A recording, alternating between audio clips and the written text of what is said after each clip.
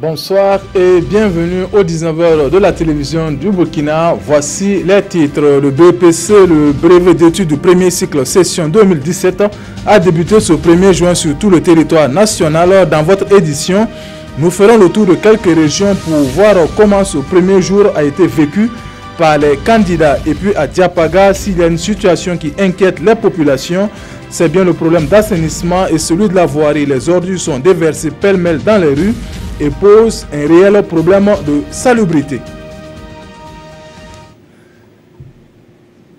Cette année, ils sont exactement 36 786 candidats à la conquête du BEPC, le brevet d'études du premier cycle dans la région des Hauts-Bassins, soit une hausse de plus de 15% par rapport à 2016.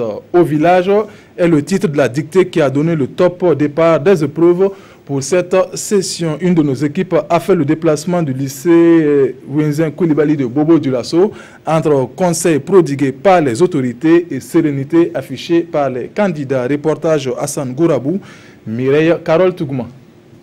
Lycée Wenzin Koulibaly de Bobo Dioulasso, brevet d'études du premier cycle.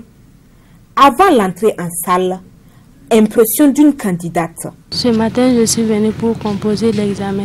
Je me sens confiante ce matin pour les sujets parce que je me suis bien préparée. Comme elle, ils sont au total 36 786 candidats à l'assaut du BEPC dans les Hauts-Bassins, soit une évolution de 15,4% comparativement à l'année passée. Les premiers responsables de l'enseignement, les autorités de la région sont là pour apporter un soutien moral aux candidats. C'est juste des mots d'encouragement à l'endroit de ces candidats de notre région et leur dire que ce n'est pas différent que les devoirs qu'ils font couramment en classe depuis la 6e, de prendre ces épreuves comme des devoirs sur table en classe. 7h30, début de la première épreuve. Au village, c'est le titre de la dictée. Un extrait tiré de la page 63 du roman de l'écrivain François Compaoré. Une œuvre intitulée « Le vent emportait nos rives et les oiseaux nous répondaient en écho ». C'est donc parti pour 2 jours de composition. Dans le sud-ouest, ils sont un peu plus de 9100 candidats pour le BEPC session 2017. Le lancement officiel de la composition a eu lieu au jury numéro 2 du lycée provincial Bafouji de Gawa en présence du secrétaire général de la région Basile Bassolé, Abouakar Traoré. Dans cette salle du jury numéro 2 au lycée Bafouji de Gawa, le stress et l'inquiétude sont perceptibles sur les visages des candidats au brevet d'études du premier cycle BEPC session de 2017. Le secrétaire général de la région du Sud-Ouest a d'abord tenu à dissiper cette pression afin de mettre les candidats en confiance.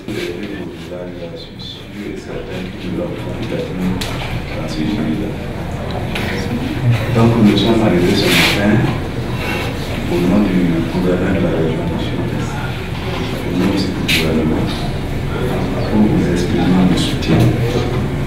Nous savons que c'est un jour assez difficile parce que quoi qu'on dise, il y a des traques.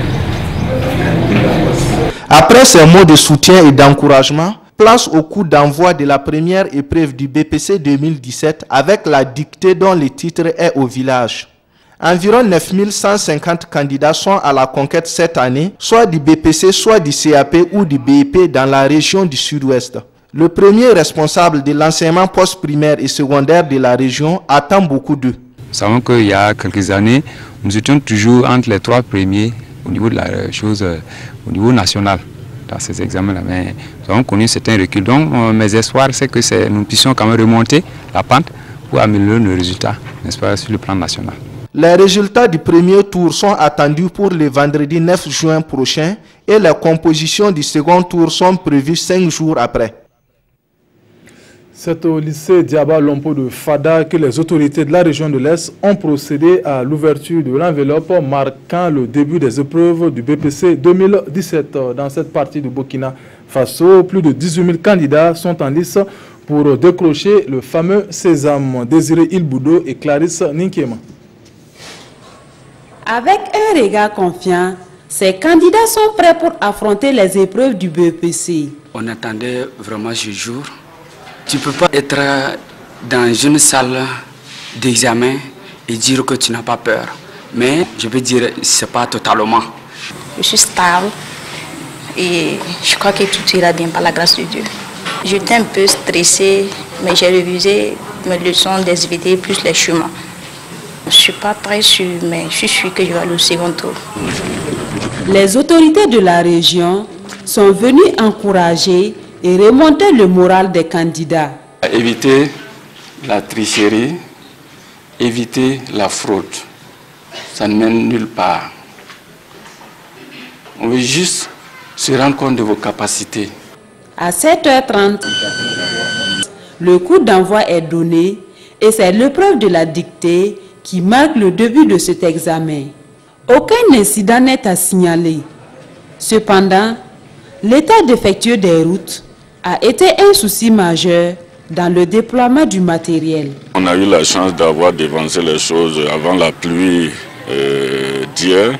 Autrement, Majoari, par exemple, aurait été une grande difficulté pour nous. Au total, 18 666 candidats répartis dans 40 jurys et 32 centres secondaires prendront part à cet examen du BEPC 2017.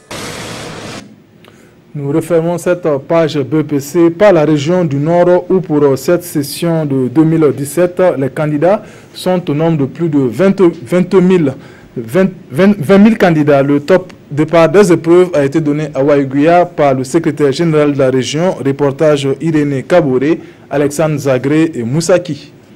C'est le top départ des épreuves écrites des examens du premier cycle section 2017. Ici, au lycée Yamoaya de Waïguya, après 9 mois de labeur, l'heure est venue pour ces élèves de passer au pain fin leur année scolaire. Les autorités, par la présence de Madame la secrétaire générale de la région et sa délégation, sont venues encourager les candidats. Nous sommes là donc pour les encourager et les inviter à rester sereins, à ne pas paniquer pendant les compositions et leur souhaiter bonne chance afin que à la fin de ces examens, nous puissions enregistrer de très bons résultats.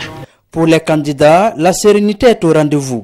Après l'administration de l'épreuve de français, l'espoir s'est lu sur le visage de certains élèves. D'autres, par contre, fiers du début, souhaitent un bon déroulement des épreuves. Le matin s'est bien passé. On ne connaît pas la suite d'abord.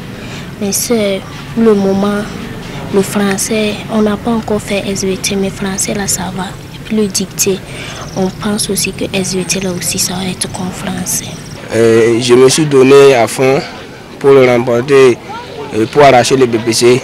Donc j'ai confiance en moi. Je sais au fond de moi que j'arracherai le BPC. Pour la session de 2017, la région du Nord enregistre un taux de plus de 20 000 candidats, dont 129 pour le BEP et 89 pour le CAP, tous répartis en 50 jurys. Les délibérations du premier tour du BEPC sont attendues pour le 9 juin.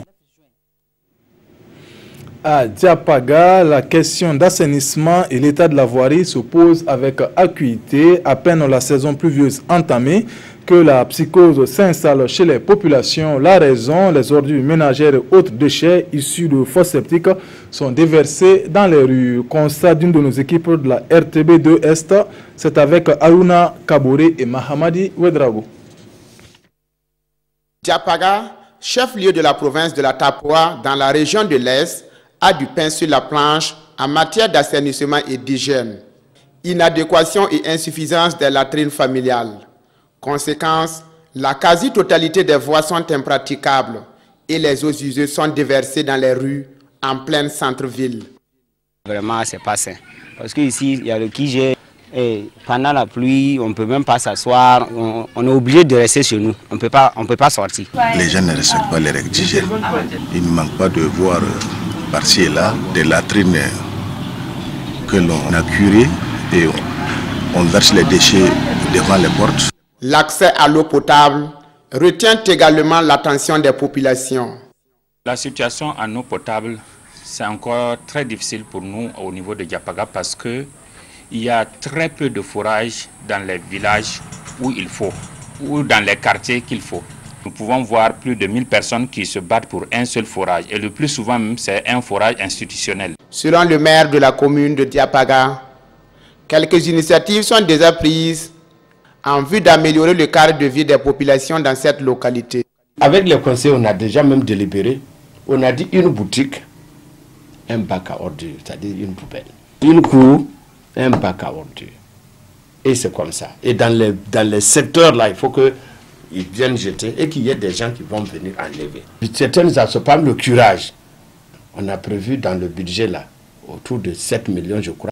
Le conseil municipal dit compter aussi privilégier le partenariat public-privé. Question de favoriser les investissements en matière de services sociaux de base dans la commune. Chacun des citoyens est donc interpellé à adopter de bons comportements en matière d'assainissement et d'hygiène, gage d'une bonne santé des populations.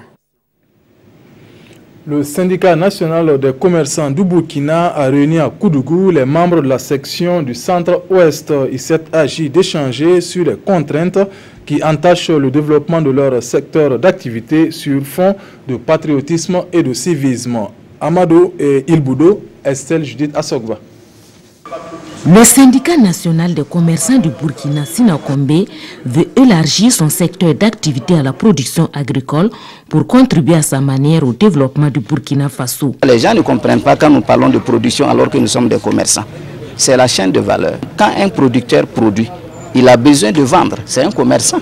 Et maintenant, s'il doit vendre, il faut qu'il y ait des gens qui transforment. Nous mettons en place cette chaîne-là. Et ceux qui transforment également, il faut qu'il y ait des gens qui achètent en gros pour revendre en demi-gros ou en détail. Donc c'est tout un ensemble de maillons que nous sommes en train de mettre en place pour redynamiser le secteur du commerce. Pour redynamiser ce secteur, les responsables pensent qu'il faut d'abord inculquer à ses membres les valeurs de solidarité, de patriotisme et de civisme. Et ce sont les membres de la section région du centre-ouest qui ont bénéficié d'une formation dans ce sens. Chaque membre qui sera répertorié doit payer l'impôt obligatoirement. Donc payer l'impôt aussi, c'est contribuer au développement de ta nation. Donc nous allons travailler avec la Direction générale des impôts, avec le Trésor public, pour qu'il y ait même des guichets privés, pour que les gens payent librement leurs impôts et qu'ils comprennent le sens de la fiscalité. Convaincu que l'union fait la force, le président de Sinakombe invite ses acteurs à s'organiser en groupement coopératif afin d'inclure tous les acteurs de la chaîne de valeur dans le processus de développement. Ainsi, 3000 groupements coopératifs de production sont attendus d'ici la fin de l'année. Et pour révolutionner l'agriculture dans les villages, chaque groupement bénéficiera d'une gamme de motoculteurs polyvalents d'une valeur de 2 millions de francs CFA.